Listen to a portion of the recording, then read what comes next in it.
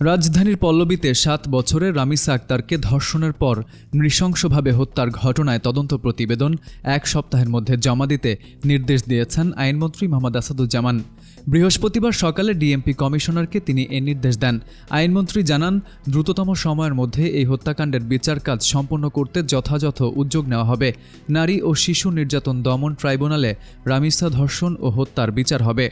গত মঙ্গলবার বেলা 11:30টার দিকে মিরপুর 11 নম্বর সেকশনের বি ব্লকের 7 নম্বর রোডের 39 নম্বর বাড়ির 3 তলার একটি ফ্ল্যাট থেকে রামিসার খণ্ডিত লাশ উদ্ধার করে পুলিশ। বুধবার রাত 9:30টার দিকে রামিসাকে মুন্সিগঞ্জের সিরাজদি খানে দাদা দাদির কবরের পাশে দাফন করা হয়। এদিকে রামিসা হত্যার ঘটনায় মূল অভিযুক্ত সোহেল রানাকে গ্রেপ্তার করেছে পুলিশ। মঙ্গলবার সন্ধ্যায় নারায়ণগঞ্জের ফতুল্লা থেকে তাকে গ্রেপ্তার করা হয়।